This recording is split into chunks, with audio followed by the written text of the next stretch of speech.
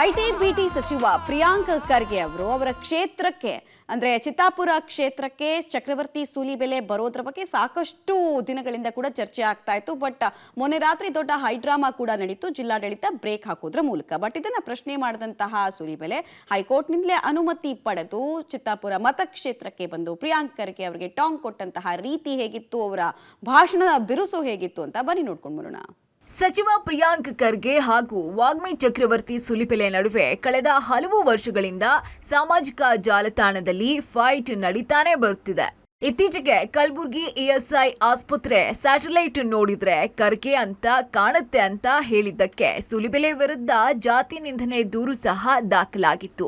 ನಂತರ ಆ ಪ್ರಕರಣಕ್ಕೆ ಹೈಕೋರ್ಟ್ನಲ್ಲಿ ತಡೆಯಾಜ್ಞೆ ಸಹ ನೀಡಲಾಗಿತ್ತು. ಅದಾದ ಬಳಿಕ ನಿನ್ನೆ ಪ್ರಿಯಾಂಕ್ ಕ್ಷೇತ್ರ ಚಿತ್ತಾಪುರದಲ್ಲಿ ನಮೋ ಕರ್ನಾಟಕ ನಡೆಯದಂತೆ, ಸೂಲಿಬೆಲೆ ಕಲಬುರ್ಗಿ ಬಾರದಂತೆ ಜಿಲ್ಲಾಡಳಿತ ನಿರ್ಬಂಧ ಹೇರಿತು. ನಂತರ ಇದನ್ನ ಪ್ರಶ್ನಿಸಿ ಹೈಕೋರ್ಟ್ ಮೊರೆ ಹೋದಂತಹ ನಮೋ ಬ್ರಿಗೇಡ್ ಕಾರ್ಯಕ್ರಮಕ್ಕೆ ಗ್ರೀನ್ ಸಿಗ್ನಲ್ ಸಿಕ್ಕಿದೆ.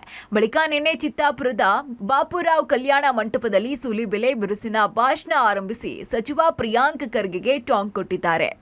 ಹೆಂಗಿದ್ದಾರೆ ಇವರು ಅಂತಂದ್ರೆ ಇದು ಅರ್ಧಾಕ್ಷರ ಇಷ್ಟೆಲ್ಲ ಹಾಕಿದ್ದಾರೆ, ನಾನು ಹೇಳ್ತಿದ್ದೀನಿ ಅಂತ ಪ್ರಿಯಾಂಕ್ ಖರ್ಗೆ ಒಂದು ಪ್ರೆಸ್ ಮೀಟ್ ಕರೆದು ಏನಂದ್ರು ಗೊತ್ತಾ, ನಂಗೆ ಗೊತ್ತಿಲ್ಲ, ಕಲಬುರಗಿಯವರು ಇರ್ಬೇಕು ಕೂತಿದ್ದವರೆಲ್ಲ ಅವತ್ತು ಪ್ರೆಸ್ ಮೀಟ್ ಅಲ್ಲಿ ಹೇಳಿದ್ರು ಚಕ್ರವರ್ತಿ ಸೂಲಿಬೆಲೆ ಊರು ತುಂಬಾ ಸುಳ್ಳು ಹೇಳ್ಕೊಂಡು ತಿರುಗಾಡ್ತಿದ್ದಾನೆ, ಮಿಸ್ ಇನ್ಫಾರ್ಮೇಶನ್ ಕೊಡ್ತಿದ್ದ. ಏನು ಅಂತ ಹೇಳಲಿಲ್ಲ, ಹೇಳಿದ್ರೆ ಪತ್ರಕರ್ತರು ಅಲ್ಲೇ ಜಾಡಿಸ್ತಾರೆ ಅಂತ ಗೊತ್ತಿತ್ತು ಅವ್ರಿಗೆ. ಏನು ಅಂತ ಹೇಳಿಲ್ಲ, ಬರೀ ಮಿಸ್ ಇನ್ಫಾರ್ಮೇಶನ್ ಕೊಡ್ತಿದ್ದಾನೆ ಅಂತ ಹೇಳ್ಕೊಂಡು ತಿರುಗಾಡಿದ ಮನುಷ್ಯ. ನಾನು ಈ ಸತ್ಯ ಹೇಳಿದೆ ರಾಯಚೂರಿನಲ್ಲಿ ಅನ್ನೋ ಕಾರಣಕ್ಕೋಸ್ಕರ ಕಲಬುರಗಿಯಲ್ಲಿ ನನ್ನ ಮೇಲೆ ಒಂದು FIR ಮಾಡಲಾಯಿತು. ಚಕ್ರವರ್ತಿ ಜಾತಿ ನಿಂದನೆ ಮಾಡಿದ್ದಾರೆ ಅಂತ. ಸತ್ಯ ಹೇಳಿದ್ದನ್ನ ಜಾತಿ ನಿಂದನೆ ಮಿತ್ರ, ನಾನು ಕೋರ್ಟಿಗೆ ಹೋಗ್ಬೇಕಾಗಿ ಬಂತು. ನ್ಯಾಯಾಧೀಶರು ಹೇಳಿದ್ರು ಇದರಲ್ಲೇನ್ ಜಾತಿ ನಿಂದನೆ ಇದೆ ರೀ ಅಂತ. ಅವ್ರು ಬೈದು ಪೊಲೀಸರಿಗೆ ಉಗಿದು ಅವರು ಆ FIR ಮೇಲೆ ಸ್ಟೇ ತರಬೇಕಾದಂತ ಪರಿಸ್ಥಿತಿ ಬಂತಲ್ಲ.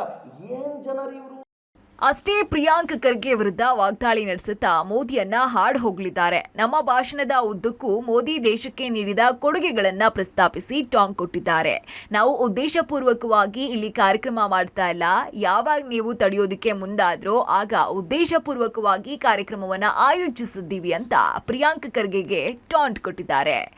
ನೀವು ಉದ್ದೇಶಪೂರ್ವಕವಾಗಿ ಚಿತ್ತಾಪುರಕ್ಕೆ ಹೋಗ್ತಿದ್ದೀರಿ, ಏನ್ರಿ ಉದ್ದೇಶ ಇದ್ರಲ್ಲಿ? ಉದ್ದೇಶಪೂರ್ವಕ ಅಂತ ಯಾಕೆ ಹೇಳ್ತೀರಿ ಅಂದ್ರೆ ಪ್ರಿಯಾಂಕ್ ಖರ್ಗೆ ಅವರು MLA ಆಗಿರೋ ಕ್ಷೇತ್ರದಲ್ಲಿ ಹೋಗ್ಲೇಬಾರ್ದ? ಇದನ್ನು ಪ್ರತ್ಯೇಕ ರಿಪಬ್ಲಿಕನ್ ಇದು. ಚಿತ್ತಾಪುರಕ್ಕೆ ಬರಬಾರ್ದು ಅಂತ ಹೇಳೋದು ಪೊಲೀಸರ ಮೂಲಕ. ಆ ಪೊಲೀಸರಿಗಾದ್ರೂ ಹೆಂಗ್ ಬುದ್ಧಿ ಬಂತ್ರಿ ಅದು? ಉದ್ದೇಶಪೂರ್ವಕವಾಗಿ ಹೋಗ್ತಾರೆ ಅಂತ. ಆದ್ರೆ ನಾನು ಉದ್ದೇಶಪೂರ್ವಕವಾಗಿ ಬಂದಿರೋದು. ದೇಶವನ್ನ ಧರ್ಮವನ್ನ ತುಚ್ಛವಾಗಿ ಕಾಣುವಂತ ಪ್ರಯತ್ನ ಮಾಡ್ತಾರೋ ಅವ್ರಿಗೆ ಹೋಗಿ ಅವರ ನೆಲದಲ್ಲೇ ಉತ್ತರ ಕೊಡಬೇಕು ಅಂತ ನಿಶ್ಚಯ ಮಾಡ್ಕೊಂಡೇ ಬಂದಿರೋದ್ರಿ. ಅದು ಯಾರು ಏನ್ ಮಾಡ್ತಾರೋ ನೋಡಿಬಿಡೋಣ, ಯಾರು ಏನ್ ಹೇಳ್ತಾರೋ ನೋಡಿ. ನಾನು ನಿಶ್ಚಯ ಮಾಡ್ಕೊಂಡೇ ಬಂದಿದ್ದೀನಿ ಚಿತ್ತಾಪುರಕ್ಕೆ. ಯಾಕೆ ಅಂತಂದ್ರೆ ಪಾಕಿಸ್ತಾನ್ ಜಿಂದಾಬಾದ್ ಹೇಳಿದವರಿಗೆ ನೀವು ಸಹಕಾರ ಮಾಡ್ತೀರಾ, ಅವ್ರ ಪರವಾಗಿ ನಿಲ್ತೀರಾ ಅಂದ್ರೆ ಉತ್ತರವನ್ನ ಪತ್ರಿಕೆಗಳಲ್ಲಿ ಕೊಡೋದಲ್ಲ, ಉತ್ತರವನ್ನ ಫೇಸ್ಬುಕ್ ಅಲ್ಲಿ ಕೊಡೋದಲ್ಲ, ನೀವು ಕ್ಷೇತ್ರದ ಜನರ ಮುಂದೆ ನಿಂತ್ಕೊಂಡು ಉತ್ತರ ಕೊಡ್ತೀನಿ. ಆನ್ಸರ್ ಇದ್ರೆ ಇಲ್ಲಿ ಬಂದ್ ಮಾಡಿ. ಅಂತೂ ಇಂತೂ ಸಚಿವ ಪ್ರಿಯಾಂಕ್ ಖರ್ಗೆ ತವರಲ್ಲಿ ನಮೋ ಬ್ರಿಗೇಡ್ ಕಾರ್ಯಕ್ರಮ ಯಶಸ್ವಿಯಾಗಿದೆ. ಈ ಮೂಲಕ ಸಚಿವ ಪ್ರಿಯಾಂಕ್ ಖರ್ಗೆ ಹಾಗೂ ಚಕ್ರವರ್ತಿ ಸೂಲಿಬೆಲೆ ಟಾಕ್ ಫೈಟ್ ಮತ್ತೆ ಮುಂದುವರಿಯೋದ್ರಲ್ಲಿ ಯಾವುದೇ ಎರಡು ಮಾತಿಲ್ಲ. Praveen Reddy, public TV, Kalaburagi.